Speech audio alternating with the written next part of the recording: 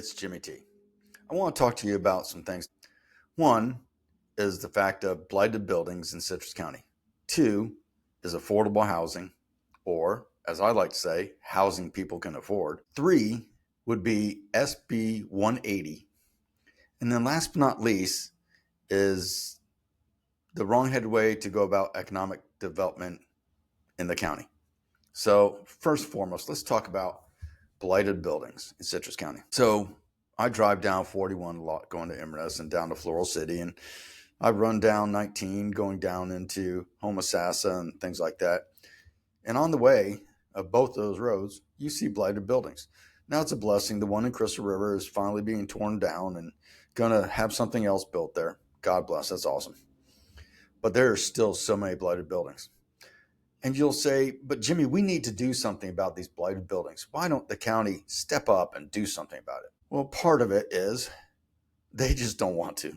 So they put in barriers and roadblocks and make it difficult. They absolutely do.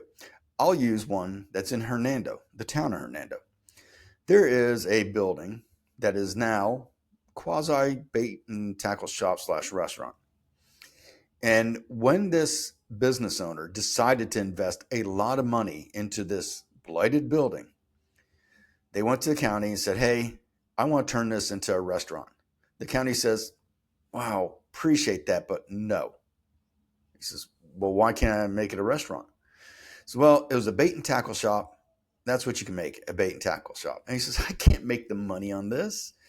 There's no way for me to get a return on my investment. That's not worth my time in investing in this building. He says, well, too bad that's all you can make it.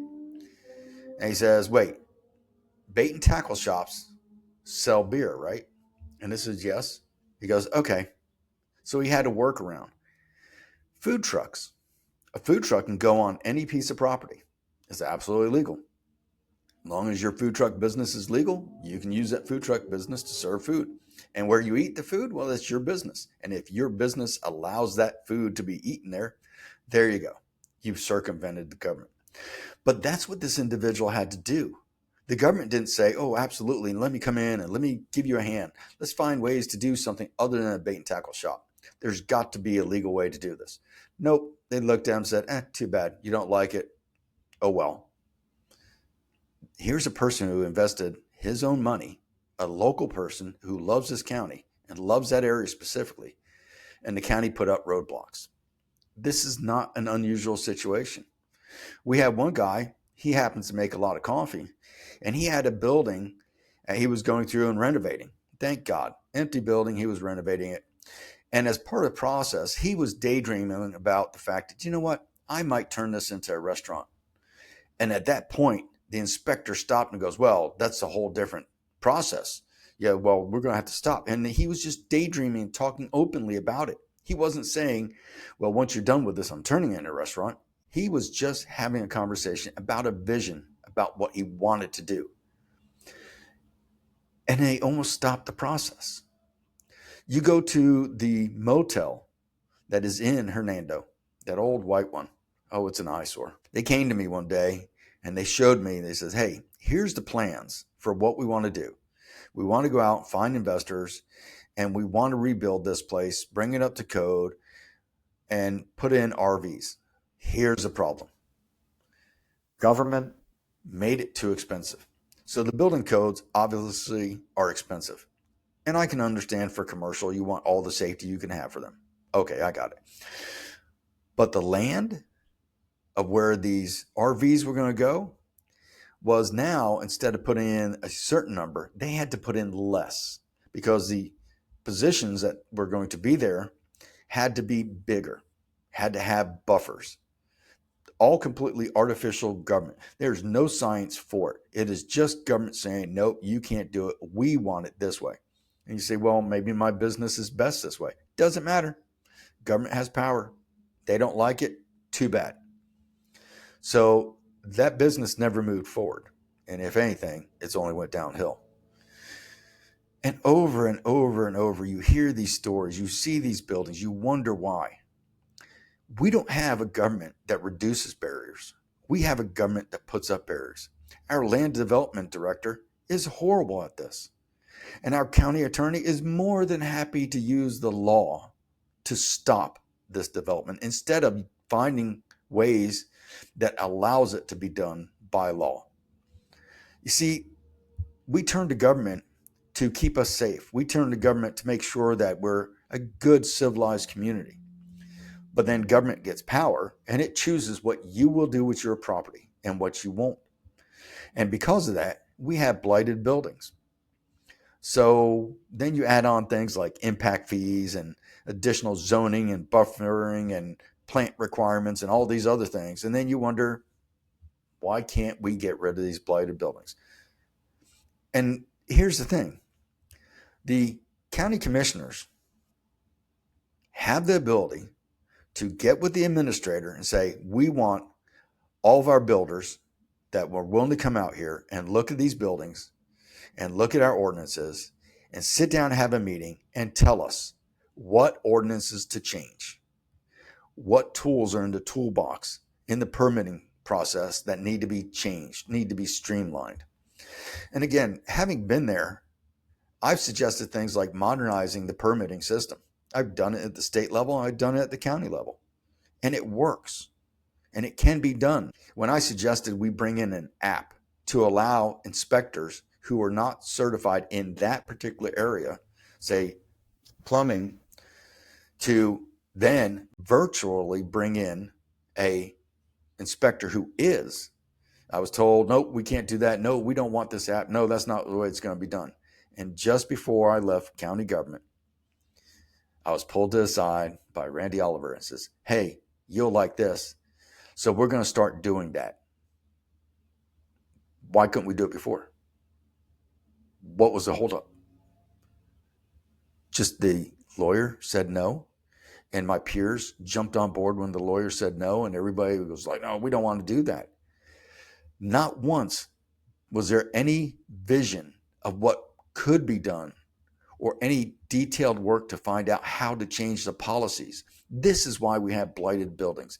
This is why we keep running down the road and just watching buildings continue to decline.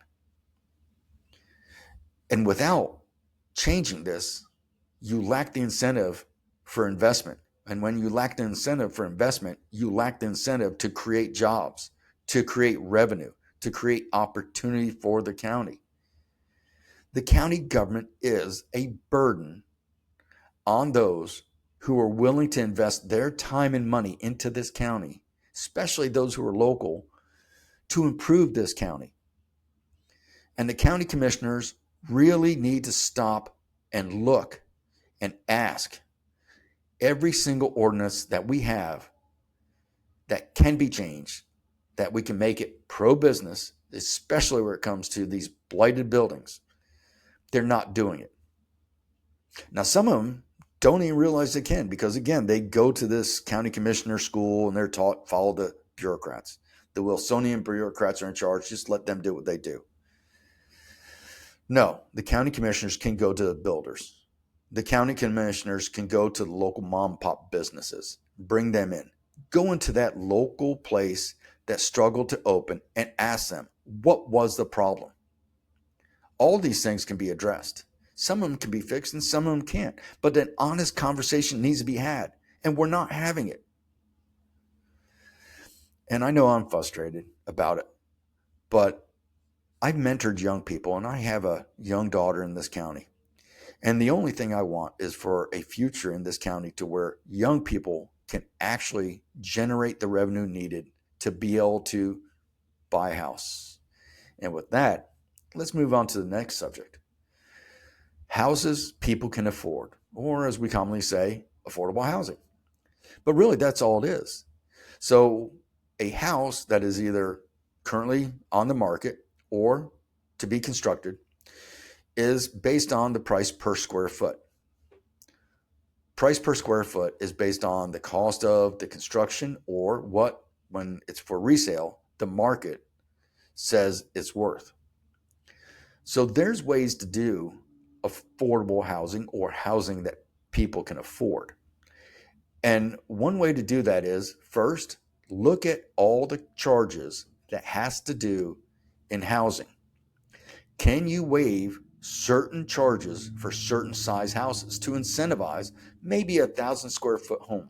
Maybe that's all you need for grandma who's all by herself, or a young husband and wife with one kid. Then you look at the process. Go ask the builders, the developers, the business people, and ask them, what can we do in the permitting process or the ordinance to create the opportunity? And again, you continue to see this is about county government, the ordinances, the bureaucrats, the process. I've been doing some research. I can't find anything that has been trying to fix this. No new ordinances. There's an affordable house ordinance, and it does nothing. It's useless. Take that piece of paper, wad it up, throw it away. It's a useless ordinance. Because I guarantee you, you're not going to be able to show me how it has effectively changed in a positive way the ability for people to afford a house in this county. So I'll give you an example. There was somebody who was a builder, local builder, nobody big and famous, doesn't have massive developments, just a local builder. He had a piece of property. This piece of property was big enough to fit an average small home, nothing tiny, but a smaller home.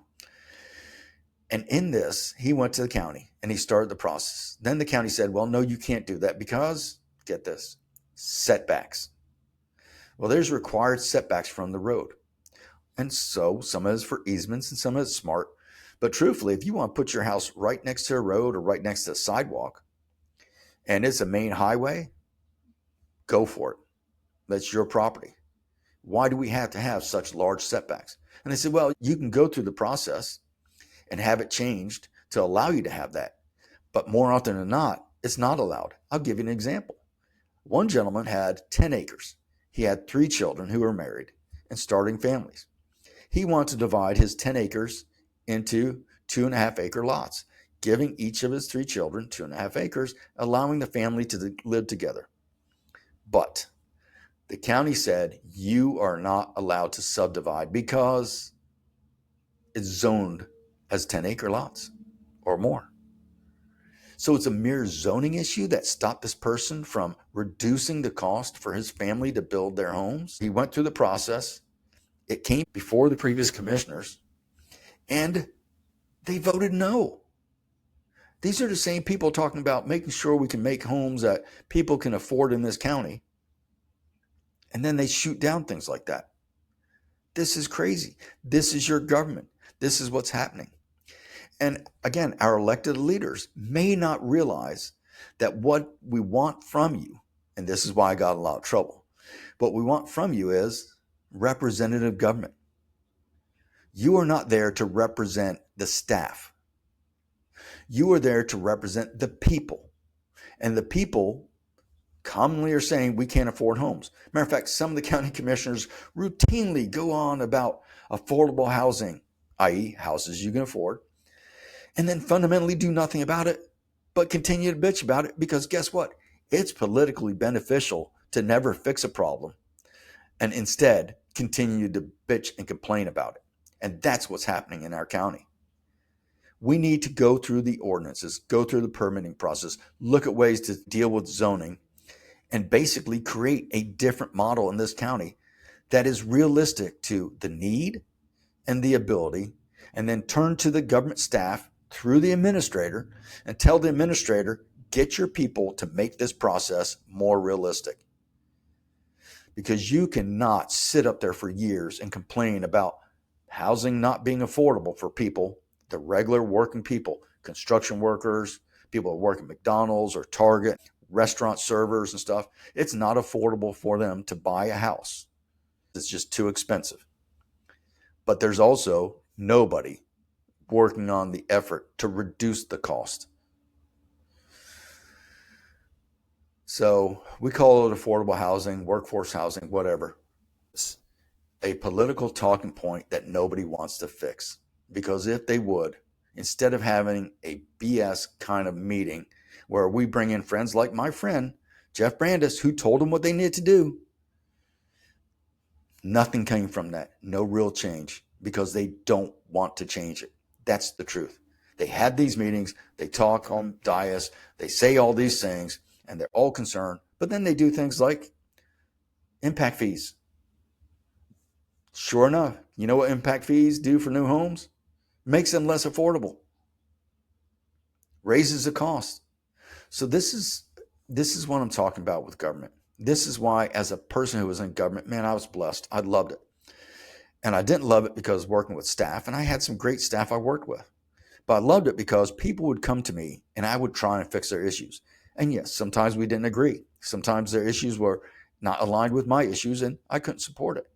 But in the end, the goal of the representative is to try to fix the issues. And here's where we go into another part. Senate Bill 180. A lot of people have bitched and moaned about Senate Bill 180. It takes away local control. Developers are going to sue the county. Wow. Remember everything I just talked about? That's why there's Senate Bill 180. Senate Bill 180 suspends for a duration impact fees whenever a hurricane strikes, and then also mandates a better streamlined permitting process after a hurricane, especially after a hurricane, I should say, so that people can move back in their homes. And why is this important? Currently, we have people who are living in motels in our county that go to the county about the issue with trying to get their homes redone. And the county tells them, well, this is a FEMA issue. They go to FEMA, and then FEMA tells them, well, that's a county issue. And these people don't even want to waste their time going to county commissioners. I literally talked to them face to face at my house, and they said, well, I'm just going to wait. They'd rather wait than to go to their elected official, because some officials locally are just as bad as you think everybody else is at the national level. But a majority of them do not realize the power they have to control the situation, to guide the lawyer, to guide the administrator. You are there to represent the people, not the government. And because you haven't, the state preempted that, stepped in with SB 180 and mandated these changes. And people get mad. I can't believe they don't believe in local control. Well, I can tell you, for that person in the motel, I guarantee you they're very happy that local control on this issue has been affected. And there'll be a lot of people who say, well, we need less government. Okay, tell the local government that first. You keep complaining about the federal government. The most impactful government you have that's going on is local government. And SB 180, whether you like it or not, is because of emergency situations like hurricanes and local government's failure to address that issue. Now, I want to go over something else. The recent county commission meeting where they talked about hiring somebody to help businesses get through the permitting process. Oh, dear God, not again. So Cynthia Oswald, I think, is who did it last time, where we had an ombudsman come in with the whole task of getting businesses through the process. We've had several of those throughout the years. And you know what doesn't happen? They don't get through the process any faster, and those people go away, and the process is still the process. But that county commissioner suggested that we do that, and the intention is good. But if you need to do that, then look at the process instead. Don't look at somebody getting through the process and hiring somebody to help them. Look at the fact that the process is actually broken and your leaders in that process are not coming with fixes. If it's too slow and burdensome, it's the leader's fault in that department.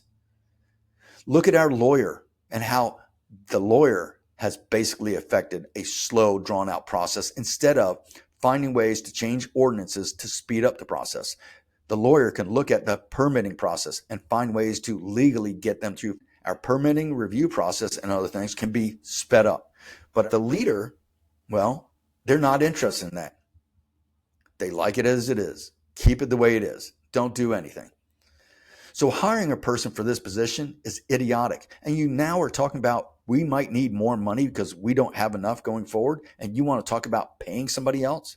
And you'll say, well, it will pay for it.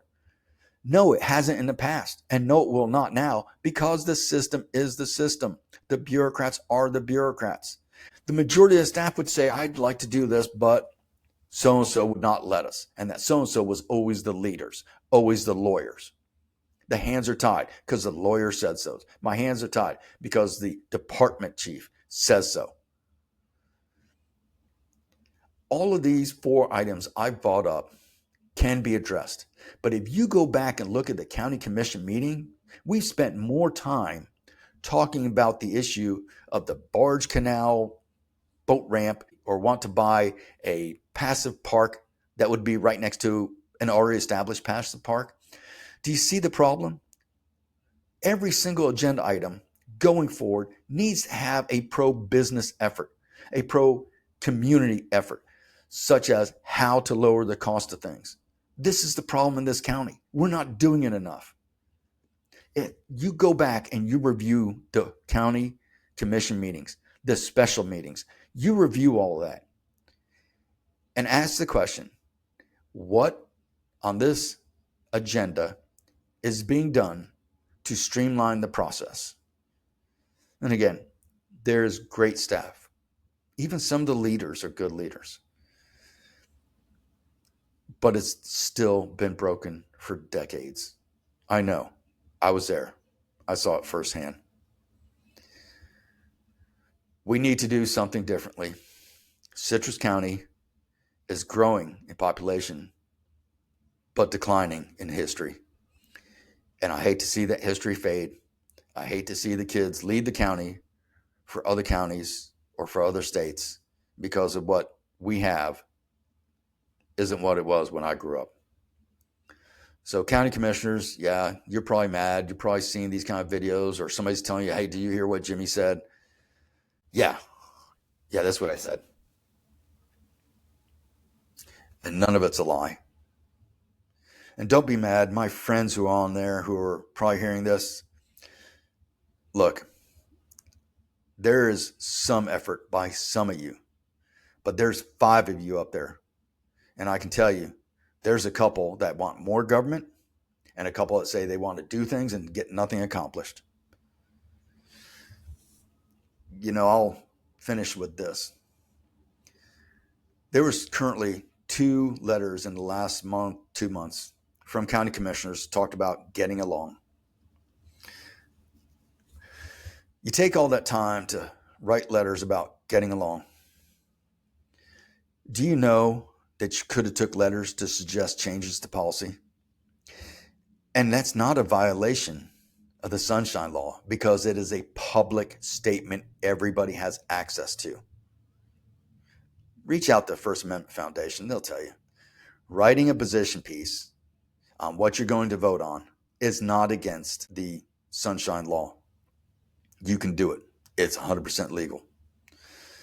But you won't do that. But you will write articles about how we should all get along. I'm tired of you getting along. Getting along has gotten us bad government. Getting along has gotten us bureaucrats that run this county into the ground. Getting along has seen our kids leave this county because there's no future for them. Maybe it's time you ruffled each other's feathers and started bringing up issues, started addressing ways to fix this county, put things on the agenda. And if it gets discussed and shot down, good, but you're moving the needle in proper debate format as Republican form of government demands. But if you just put something on every once in a while, or majority of the time you go to the staff and ask them to work about it, that's not Republican government. Our founding fathers did not go to staff and say, hey, staff, figure out what the Constitution should look like. They debated heatedly on these issues and still liked each other. I debated heatedly when I was a county commissioner. And yes, I have some issues with some of the things that were said about me, but in the end, I don't dislike anybody like that was up there during that time. Matter of fact, I supported somebody from that time for re-election. So it can be done. Get up there, ruffle some feathers, start communicating with the people, make changes, build a plan for this future that is realistic, that considers the history, the economy, the environment, it can all be done. But if you're not putting it on the agenda and you're not talking about it and you're expecting the county bureaucrats to do it for you, it's not going to get done. I'm Jimmy T. I'm a little riled up, but thanks.